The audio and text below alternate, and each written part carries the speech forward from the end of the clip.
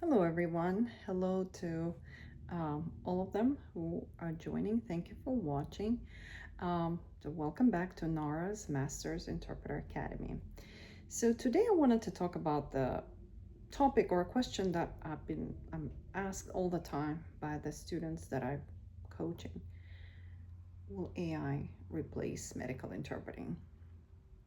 And this is a very good question because everybody's worried. I mean, not only medical interpreters or interpreters in general, and translators, but people in a lot of industries are worried, concerned. So I want to talk honestly about this because it's not the future, it's already here. So I have here the article in front of me. So this article came out on June 8th this year, 2026. And it's the studies. So the organization BoostLingo, it's a tech organization that creates platforms for healthcare that helps to gap the, you know, eliminate the gap in the language service industries. So this organization and Fierce Healthcare, they had a webinar and they they had a survey in 2026. And what happened is the BoostLingo actually created AI medical interpreter. So it's already here. The answer to your question, it's already here.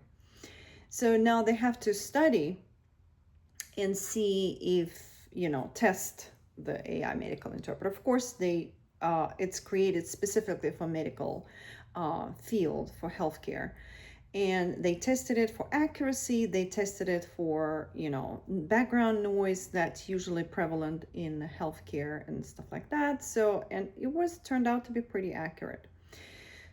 So, but there's also a lot of issues around. It's not only accuracy, there's a lot of issues. So there was a webinar and a survey, and during that webinar they got together, and because they're going to start promoting AI medical interpreter to big hospitals and so on.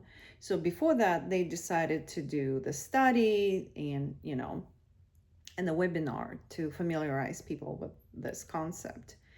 And in this article that I see, have it on my computer open, they suggest, the article starts like this: we do not want to be the first, but we do not want to be the last. So this is the executives that got together, and they're thinking, yes, we don't want to be the first ones to use it, but we don't want to be behind, right? So they kind of waiting, and they're interested and cautious and kind of thinking. So when they got together, they proposed 8 requirements that can help healthcare leaders determine where AI medical interpreter may fit in their organization. So let's look at these requirements. The first requirement is healthcare specific design, meaning AI has to be designed specifically for healthcare clinical setting, right? So generic translation too is not going to be the same. So, and it says here, healthcare conversations carry nuance that general purpose tools are not designed to handle. That includes clinical terminology, medication names, numbers, informed consent, discharge instructions, emotional conversations with families and patients. So it has to be designed specifically for healthcare. I agree. Number 2, clear use case governance, right? So basically, they need to see how can it be used, right? So they did a survey, and 85% of respondents accepted AI interpreting for scheduling and billing with or without human backup. So there's different, so the acceptance of AI was much lower for emergency, inpatient, sensitive, or high risk scenarios. So they just basically proposing, it's up to you. You need to figure out where AI fits. So they also rolled where situation where you can use AI medical interpreter, or AI that will require human backup, or whether it should not be used at all. So basically they're giving them the thing. You have to decide. It's a case by case. Number 3, Practical risk framework. So basically, healthcare leaders have to evaluate the risk themselves and ask themselves the following questions. Is the tool appropriate for the language pair and clinical settings? Language pair is important, if you agree with me, right? And is it appropriate for clinical setting? Is it specifically designed for medical healthcare setting? What harm could result from misunderstanding? Is it going to be serious, right? Depending on this case, this scenario. Do patients and families know AI is being used, and can they opt out? So we need to let the patient and the family know we're using the AI. That's a very important question, right?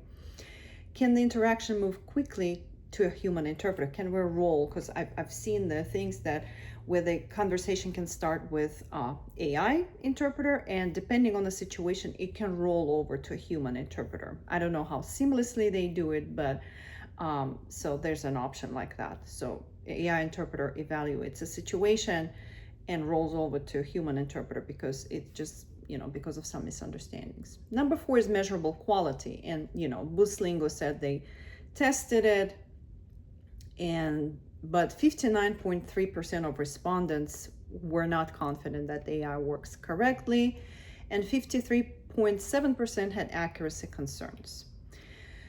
So, Buslingo said they tested it for accuracy, professionalism, flow, and efficiency, and technical quality. And they just basically, so it has to be quality, but measurable. How do we measure the quality?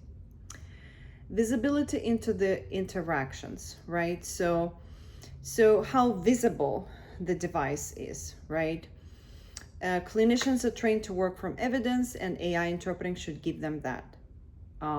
Back translation, reporting, and observability can help healthcare teams understand what was communicated and review quality when needed. Number 6, compliance and audit controls. So how compliant, the main thing is with HIPAA, right? So we already know that in 2024, the Section 1557 or the Affordable Care Act has been updated. And basically it states that if some harmful outcome from the using AI happens, it's not the responsibility of AI vendor, it's responsibility of healthcare organization. So it's already kind of in there. It's in the Title 6. So the healthcare organizations understand the responsibility of using AI, and it's not, it's their responsibility. So they have to evaluate and assess the risk and proper use. And 7, workflow fit, right? How does it fit into the workflow, right? If you've seen, or if you worked as a healthcare interpreter, medical interpreter, you see that sometimes there's scrambling and looking for the iPad, and it's probably 2 iPads in that department, and somebody's already using it for another language, another patient.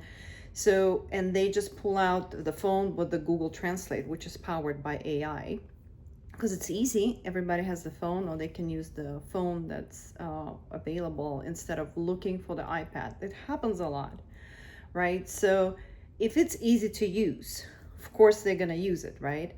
So, so how does it fit in the workflow of the organization?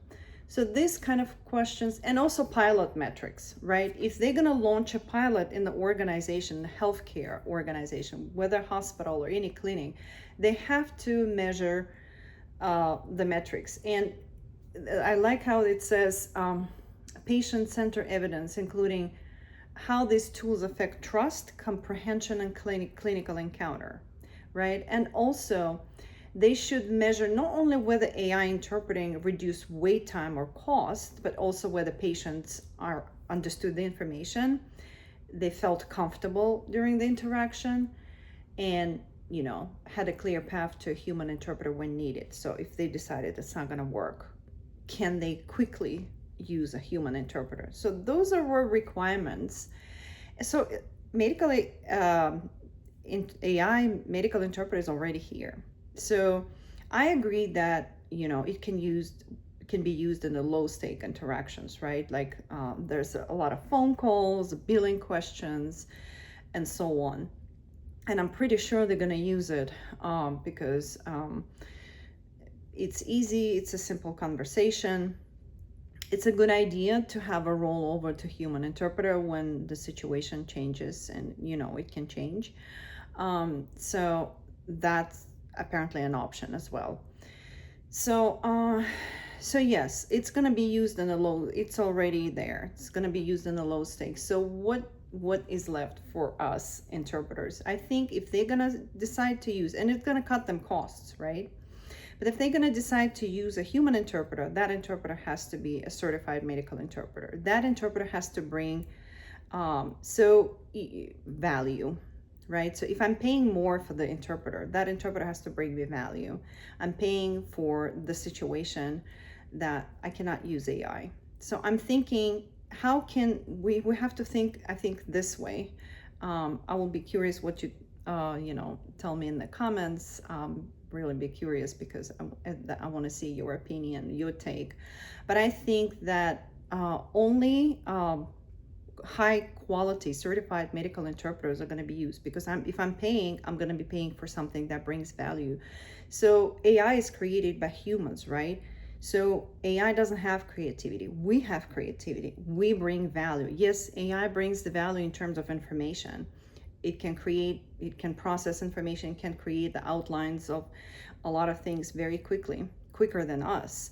But we have a different value. So we have to think, how can I become invaluable, and what value do I bring in the encounter? I bring my lived in experience. I bring my understanding of cultures. I bring my tools. I bring my understanding of nuances, reading the body language, right? So what do I bring? So we have to think in terms of, and I think in many fields, we have to think, if I have to be irreplaceable, but what do I bring?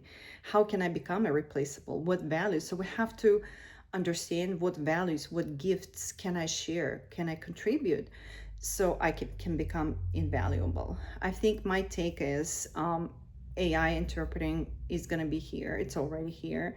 It's going to be used more. I think so. Will it be used instead of interpreters in the situations that require? Because I've seen situations where a video interpreter was used, and I suggested that they use on-site interpreter, but they wanted to still continue with video interpreting. Will it be done with the AI? Certainly, because they don't want to deal with looking for interpreter. But the ones that understand the importance, they will still want to use certified medical interpreters on site, because they know the stakes. So we're talking about the high stakes. So I still believe in this. I still continue training my interpreters, and I love what I do. I love my profession. I know the values that I bring. I know what I contribute, and I just will continue working, and I will continue sharing my experience, my tips and tricks and skills with you, and that's my goal in the channel. Well, I will be curious about what you think about this, because everybody's asking, so I decided to make this video. Thank you so much for watching, and I'll see you later. Bye bye.